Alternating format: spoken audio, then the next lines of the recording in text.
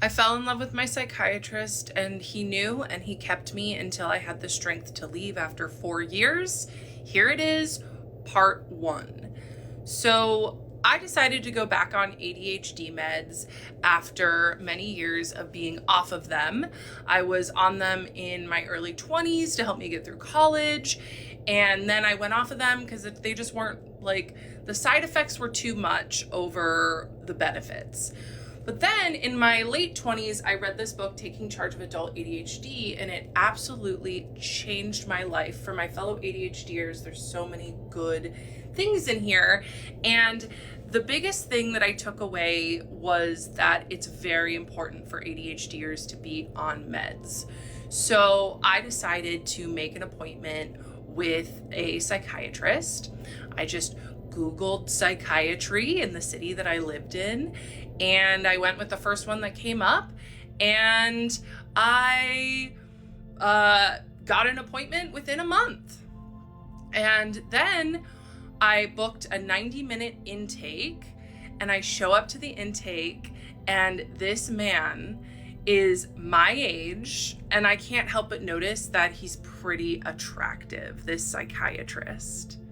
This story has been completely going crazy around social medias and garnering a lot of attention.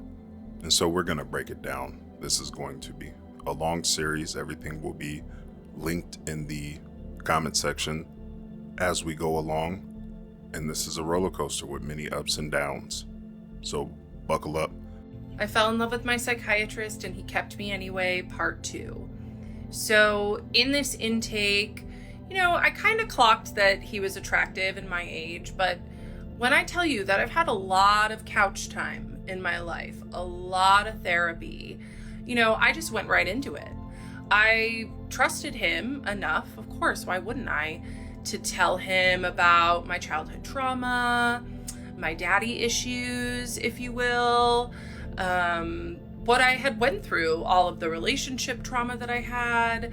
I was 6 months sober at this time, but all of the drinking and substance use I used to do, and he just listened and nodded. And that's the thing about psychiatrists, is that they're good at pretending to listen. I just want to slide in. This is all through Zoom, so you have a better perspective on what's actually taking place.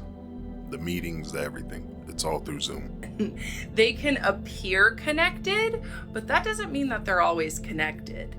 So I just felt really seen. And I also told him, I was like, look, I don't want to be on stimulant meds. So he listened to me, and he put me on the non-stimulant ADHD med at the lowest dose, just to figure out if it was going to work for me.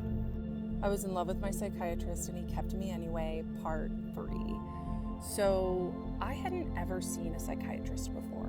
When I was on meds in my early 20s, I only got meds from my primary care physician. So I didn't understand how psychiatry works. So because he was figuring out my med dose, I saw him every month, and he just made me feel like I was his friend.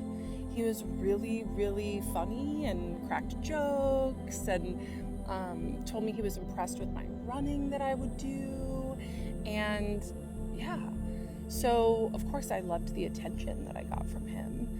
And it was in my 3rd session with him, because at this point we were all on Zoom, that I asked him, I said, hey, do you mind if I call you by your first name?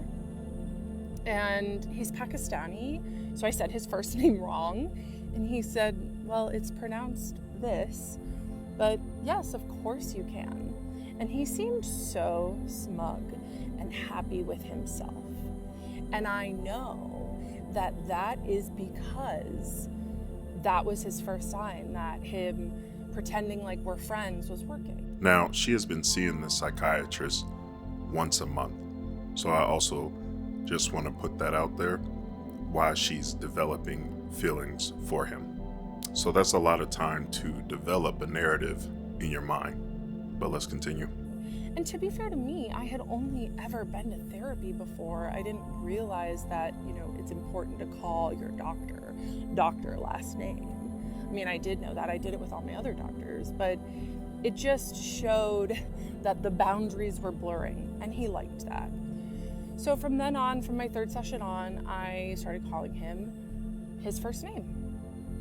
And then he just started turning up the volume on us being friendly. And he would ask me, for the first 6 sessions, he asked me, after the meds, he said, how's your bowels, bladder, and appetite? And I would say they're all normal. And then he would ask me any thoughts of harm. And apparently that's pretty common for psychiatry to ask those questions. And then on our 6th session, when things were really, the chemistry was starting to be there before, like, I didn't realize it. I was like, oh, this man's just friendly. And he said, I have to ask this because it's a special interest of mine, but is there any thoughts of harm? Like I was special to him. And I said, no thoughts of harm. And he didn't ever ask me a clinical question again. He stopped asking me about my bladder, bowels, and appetite, and he stopped asking me about thoughts of harm. So to me, I would just show up and he was like a therapy appointment every month. Now she's been on 6 sessions, right? Once a month, all Zoom calls. The background of the psychiatrist is he had 12 years of experience in schizophrenia. So this is probably why the questions would make more sense. Now this story has been running wild all over the internet, and we're going to cover it all up until today's point. So be sure to leave your thoughts through if you've already been keeping up with it. Leave your thoughts through your opinion of what's going on, and let's continue. So I was seeing him every month and just gaining more and more respect for him because he would just tell me these little things about his successes and all of the cool things that he was doing in his life. And it made me fall for him, honestly. And he was really good at listening. And I mean, he's a Pisces, right? So of course he's gonna be there and be able to go deep with my feelings, but that doesn't mean that he wasn't extracting from them. Anyway, so I would beg him to let me see him every week. Beg him, because my therapist at the time, he was fine. He wasn't a predator, but he was fine. He just wasn't doing very much for me. And so that therapist retired and I got a new therapist. And this new therapist, who is a 75-year-old woman with a PhD, she was pretty helpful. So I stopped asking my psychiatrist, begging, honestly, to be my therapist and let me see him more, right? Which also should have been a red flag. But then I started focusing on this therapist. However, I would tell the therapist how obsessed I was with my psychiatrist, and she didn't do anything about it. She just was interested. She also loved stories about my dating life, and yeah, she also was getting supply from me in her own way, but that's for another part. So I got a new therapist who actually helped me. She taught me CBT, EFT, all of these different modalities. And so I went back to just being okay with seeing Irfan once a month while he was giving me these little breadcrumbs of making me feel special, telling me about his professional achievements, telling me about how he's getting international recognition. And it worked. I was really impressed.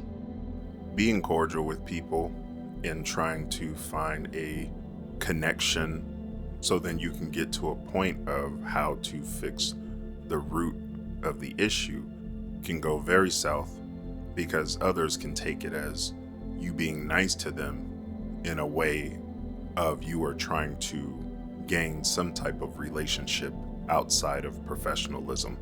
Also, she said earlier in the video that she's been on many couches, seen many therapists and psychiatrists, and so you'll start to hear her pick up the terms of these psychiatrists and therapists and use them as therapy speech to weaponize back to them, or use it in a way to normalize what's actually going on.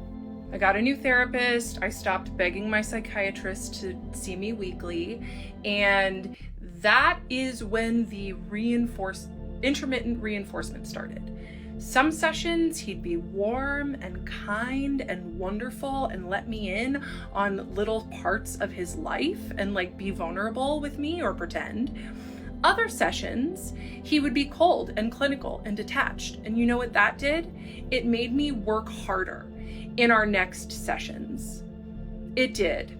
And it started the addiction that I had to him. 100%. And he knew exactly what he was doing. This man gives lectures on trauma and attachment theory. He used his psychiatric training to manipulate me and get me hooked. And guess what? It worked. In January of 2024, I was hit by a car turning left as I was going through a green light. And it was the night before my next appointment with my psychiatrist. So I was like, okay, I'll still be able to go to my appointment on Zoom. I'm okay. But I did make an appointment with an urgent care the next day just to get checked out. I had bruising on my abdomen and a perforated eardrum. And the provider at the urgent care said, I do not feel comfortable treating you. You need to seek emergency care now. You may be internally bleeding. But it was 11 o'clock in the morning and my appointment with my psychiatrist was at 2. So I decided that I was going to wait so I could see my psychiatrist and not have to reschedule because I was looking forward to my appointment with him so much. I look back at that time and I'm just like, oh my God, I put my own life under seeing him. I was fully addicted to him at this point. And you know what happened is that I showed up and I told him that I may be internally bleeding and he didn't stop the appointment. He didn't say, you need to take care of yourself. Go get emergency care now.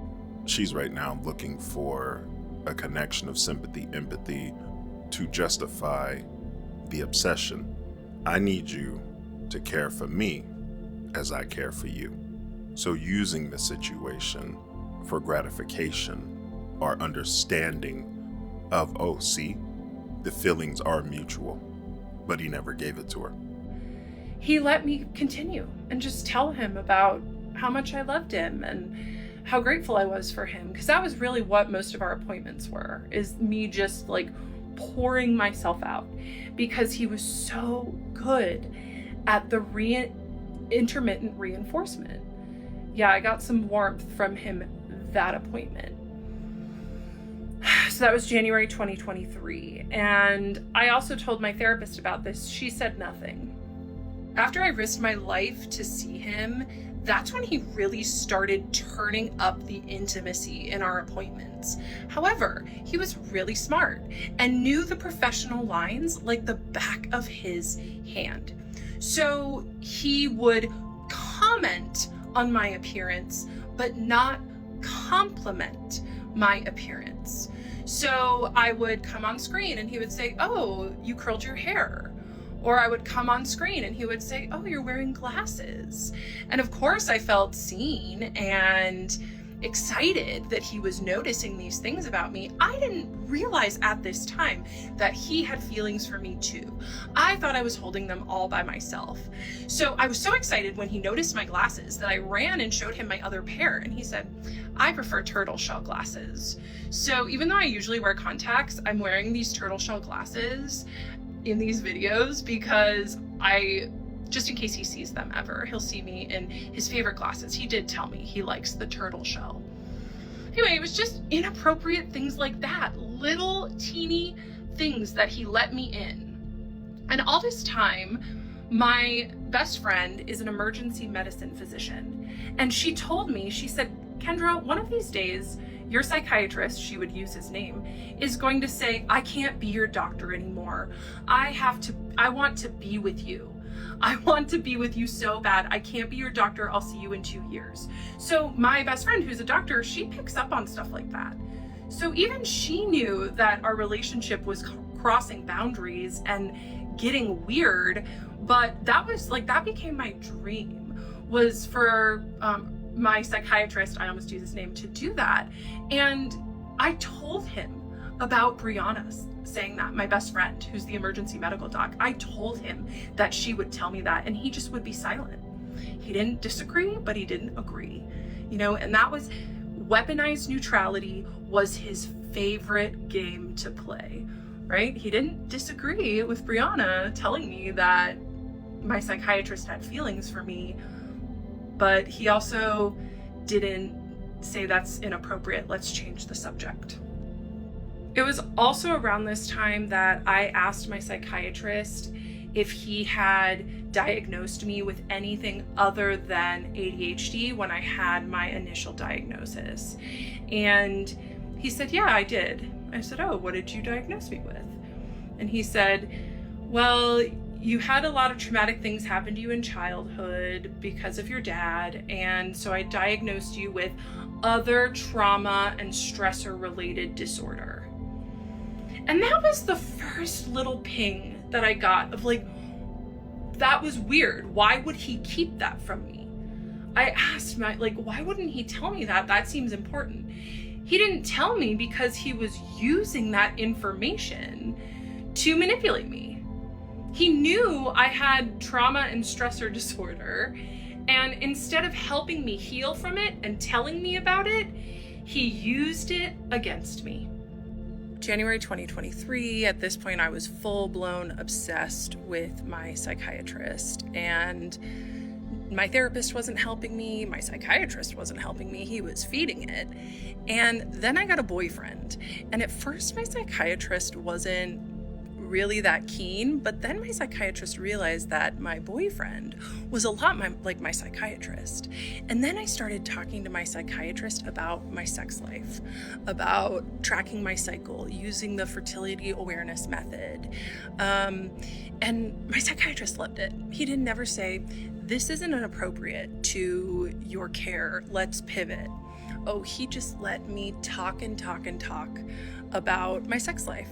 And I didn't get too deep, but about a year and a half in, and I would send my psychiatrist these emails just about how much I liked him and how I was so grateful for him, and put in a bunch of heart emojis.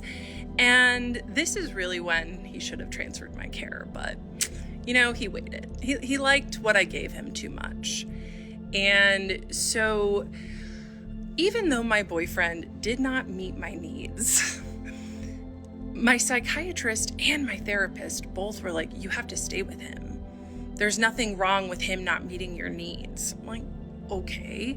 And my psychiatrist was like, he's perfect, don't get wrong with him. And what was perfect about him was he wasn't meeting my needs. So I was still coming to my psychiatrist looking for emotional validation, which he would drip to me slowly. So my therapist, who I didn't know at this time had bad boundaries, but she did, I went to her because my boyfriend and I, after more than a year together, we started having issues in the bedroom. And so I went to my therapist and she asked me, what does your psychiatrist think about this? And I said, I don't know. I haven't talked to my psychiatrist about this stuff because I have a crush on my psychiatrist and I don't want to tell him this intimate of stuff. And she said, well, you should tell him because I want a male's perspective. So at my next appointment with my psychiatrist, I told him, I said, today we're going to talk about my intimate life. And he said, oh. I said, yes. My psychologist, my therapist, asked what your opinion on it was. And I told her that I don't talk to you about this intimate stuff because I have a crush on you. And he looked down and smiled so big in that moment. He smiled so big. And I loved it. It's so gross thinking about it. And then I proceeded to give him 30 minutes of non-stop content about my intimate life with my boyfriend. And I actually recorded the whole thing because I was so excited about it. But now it makes me sick. I can't even listen to the recording. I've tried to start, but it's gross. Any ethical psychiatrist would have stopped me and said, Kendra, let's talk about your meds. Let's talk about your care. At this point, my meds were stable. And I was still seeing him every month. Yeah, that was a rough time. And it was pretty much his Christmas morning, the almost 2.5 years of grooming me to get me to talk about sexual things with him worked. Understanding pattern recognitions and only seeing somebody once a month, it takes time to really lock in and understand and go through your notes to pick up on things. So maybe that's really what was going on behind the scenes versus the created perception becoming reality. But let me know what you think. And he got 30 minutes of nonstop content to use. I need to address 3 things. 1, people are asking me what my mental health diagnosis is. I do not have BPD. I do not have psychosis. I have ADHD, and I was experiencing extreme limerence with my psychiatrist. Limerence is a normal thing to happen to anyone who is experiencing hot and cold behavior from someone. And it happens more often in people with ADHD because we have dopamine dysregulation and rejection sensitive dysphoria. And guess what? My psychiatrist knew that and used it to his advantage. 2, I accidentally said my psychiatrist's first name in one of my videos. If you clocked it, good for you. I do not owe him anonymity. However, this is not about doxing my psychiatrist. This is about me sharing my story so other people can view predatory behavior in people in power.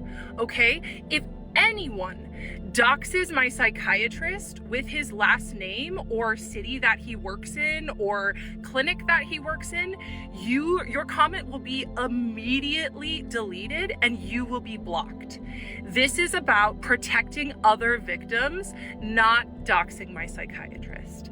If you do some investigative work and you want to DM me about it, I'm open to that, okay? 3, I need to take a moment. Moment taken. It is so incredibly disturbing to me the amount of people that are predator protectors in my comments, that are victim blaming me, especially the mental health practitioners in my comments using therapy speak to say that this situation that I was in was my fault or that I was delusional. Check yourself.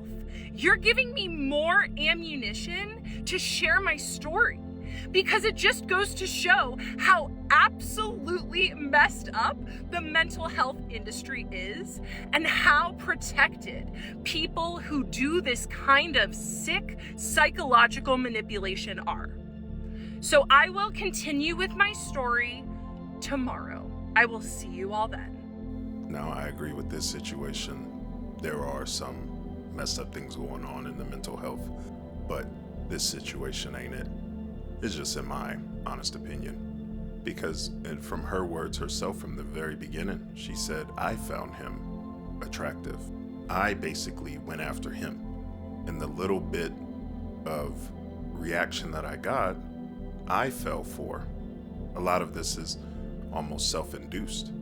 But to call a spade and shoot right down the middle, the situation is looking not good on her part.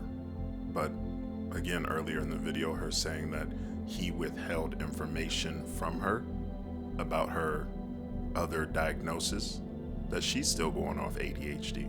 But the psychiatrist also diagnosed her with something else. So he has to gather enough information to make sure that it is exactly what it is. Welcome back to another installment of I Was in Love with My Psychiatrist and He Kept Me Anyway, Part 8. You all did some nasty work last night, and I had to turn off comments. People started posting my psychiatrist's first and last name, his picture in the comments. That was a jump scare. So yeah, a few bad actors who wanted to be super sleuths got the privilege of commenting, mostly hate, let's be real, taken away for everyone. So at this point in the story, there are two main players. My psychiatrist, who's my age, who crossed major ethical boundaries, and my therapist, who is a 75-year-old woman with a PhD. Neither of these people at this point in the story I knew were crossing boundaries. I thought that everything was hunky-dory and that I was just in love with my psychiatrist and it was totally normal. Little did I know he was manufacturing everything so I could fall in love with him, because it was on him to set the professional boundary and not let attention build.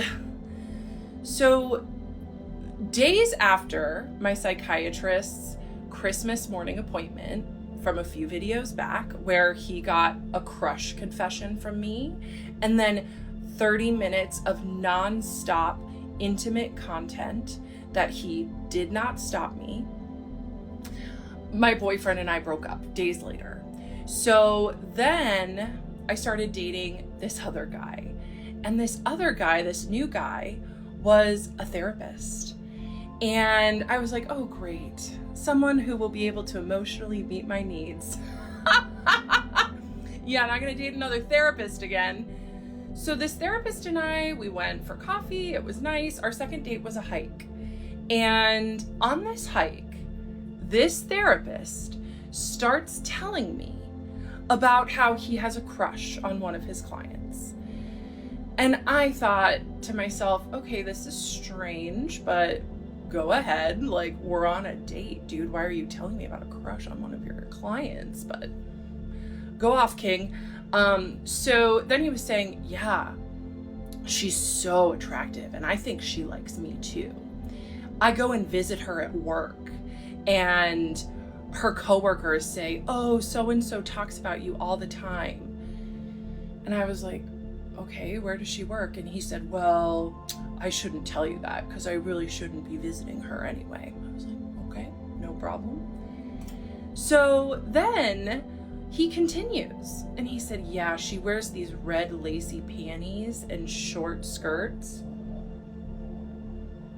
And I know she wears them for me. And like alarm bells were going off in my head. Mind you, I had no idea that my psychiatrist had similar feelings towards me at this point. But I just thought, wow, this man is borderline predatory. And he said, yeah, and you know, she just is so attractive that I have to smash her mate before every session because I just have to get that energy out of me. And I was like, okay. And yeah, he just felt compelled to tell me, and I did not understand why. Now I do. So he told me about how he's a predator, right? Another predator in the mental health industry. Shocker. So then at my next appointment with my psychiatrist, keep in mind, it had been 6 weeks of nonstop fun for this man.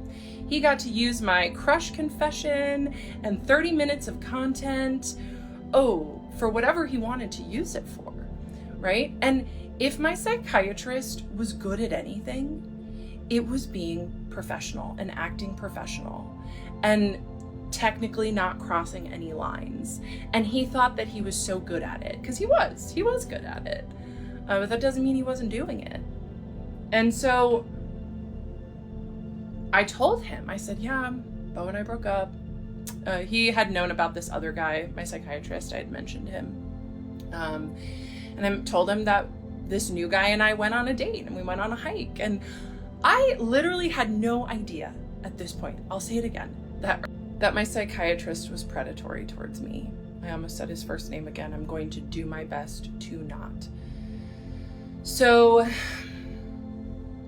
I went to my psychiatrist and I told him this story about this man that I went on a date with, who's a therapist, is relieving himself before appointments and talking about his clients' panties and doing all of these other extremely inappropriate things, like visiting her at work. And this man, my psychiatrist, looked like he had seen a ghost and like he was gonna vomit, because he prided himself on being an extremely professional and buttoned up person. But here I was holding a mirror to him with exactly what he was doing, but a bumbling idiot telling me like how he was doing it without the fancy degree, without any of that. I look back on that now and it's just crazy. And so it just tainted all the fantasy material that I'd given him the session before. This story is a very, very wild ride. And there's a lot of, when you sit in front of doctors and mental health experts and you talk to them for so long, you start to pick up on their jargon. Not only pick up on their jargon, you start to try to mimic some of the antics or ways they go about getting information or reading people or getting information. And what you end up doing is reflecting onto them what's going on with you. But that concludes this section. Be sure to subscribe, because we're diving all the way through. And the next part is even juicier. So let's continue down this wild ride, and I'll see you guys in the next one. Stay blessed and aware.